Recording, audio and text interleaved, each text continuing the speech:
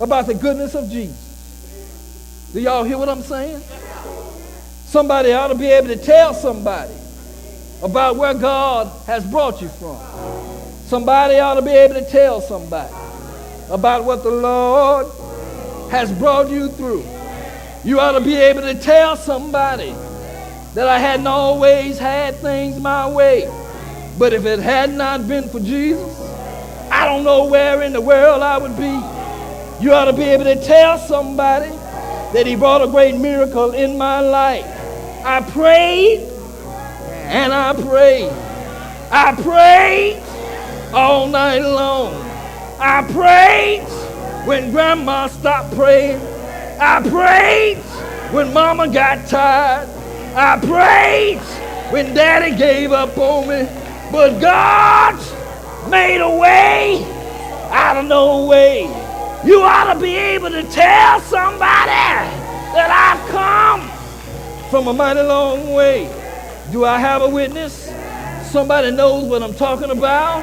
If it had not been for the Lord on my side, where in the world would I be? If it had not been for Jesus, I don't know if I could have made it this far. If it had not been for somebody looking out for me, I don't think I could have made it this far. You ought to be able to tell somebody, tell them that I serve a God who is able to see me through.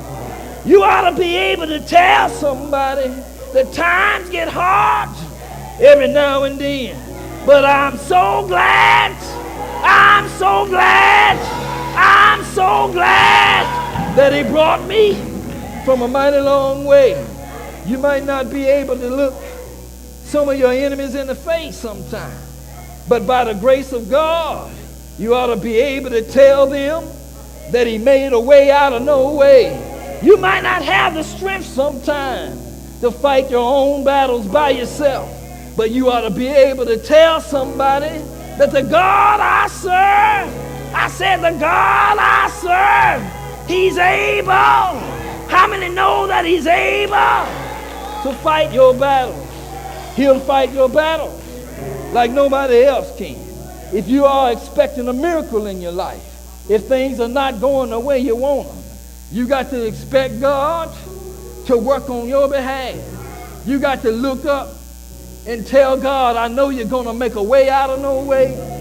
It reminds me in this small town how they had experienced a great drought. And in that town, the crops were drying up and people didn't know how they were going to feed their families. And everybody decided to call a meeting at the church house. And people came from near and far in order that they could pray and petition God for some rain. And while they were down there, the preacher looked back and saw a little girl with a red umbrella who sat on the final and last pew. Well, after they had prayed, the preacher was curious. And he began to poll this little girl and said, I noticed that you brought an umbrella to the prayer meeting. And she said, preacher, there's one thing that nobody understands about me and my umbrella, that I believe that if you pray and ask God for something, you need to prepare yourself for what God is going to do. And I stopped by to declare to us today that we need to get ready for what God is about to do. We need to get ready for what God is going to do right now. We need to get ready. Don't you worry about the naysayers. Don't you worry about the haters. Don't you worry about those who don't understand. Because my God will make a way. I said he'll make a way out of no way. I expect a miracle in my life. I expect a miracle. I believe the impossible. I expect a miracle every day of my life. I'm a witness that God can perform a miracle in your life. But when I look back over my own life, I stopped by to declare to you today that it was not my intention to be here right now. It was not my intention to serve God, but God had a way. I said he had a way that brought me from a mighty long way. Does anybody know what I'm talking about? God's been good to somebody under the sound of my voice. Somebody knows what he's done for you. Somebody knows where he's brought you from. Somebody knows what he's brought you out of. Somebody knows the obstacles he's moved out of your way. Somebody knows that when you were sick and couldn't get well, when you couldn't find your way home, that God had a way that's mighty, mighty, mighty, mighty sweet. Somebody knows what I'm talking about. We need to look at life differently. If we are going to expect a miracle, we need to make sure that we employ the right attitude for the miracle. You need to get ready and do it right now. You need to get ready and do it right now. If you want a job, you need to tell God about it. If you want a job, you need to go and fill out an application. If you want a job, you need to claim it right now. If you want money, you need to do what you're supposed to with what God has already given you. You need to get ready for what God is about to do in your life right now. If you want joy, you need to learn how to love other folk. If you want peace, you need to learn how to treat other folk right. If you want to become what God has for you, you and I need to learn how to do what God has already put in our spirits to do in order that we might be able to receive a miracle. As an attitude and a specific attitude for a specific miracle. And we need to get ready for the miracles in our life. Things are too redundant. You say they've been staying the same. Ain't nothing happening. Check your attitude.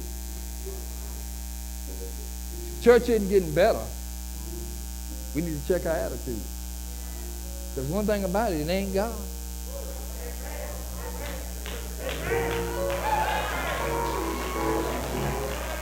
If it's messed up, it's not the Lord.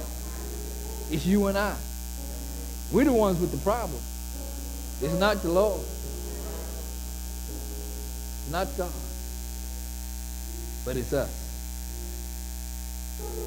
If you want a miracle to take place in your life, look at your attitude. Sometimes miracles are about change.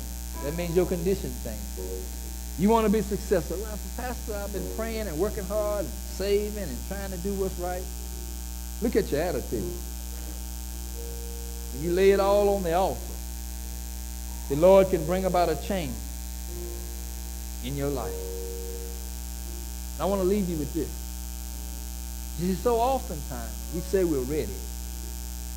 But then when we look at that second element of relying on God's power to bring about the miracle, sometimes we can be too cute to rely on the power of God.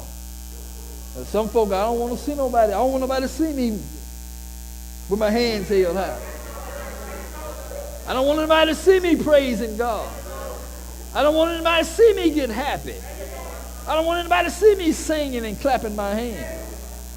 You know, we don't want to rely on that part. We don't want anybody to see us. But when we rely on the power of God, it doesn't matter who's watching you. I can rely on the power of God, and I can take this robe off, kick these shoes off, and I don't care where God takes me. But I'm just crazy enough to follow him wherever he leads me. Your healing may not come as it did with this man, but be well assured that it can come.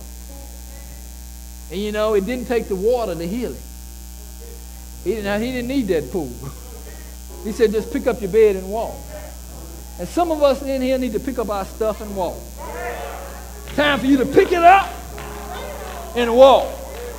Y'all know what stuff I'm talking about. Your stuff might not be my stuff, but all of us got some stuff. So get your stuff together. Give it to God. And walk out of here and act like you got some sense. That's what it's all about.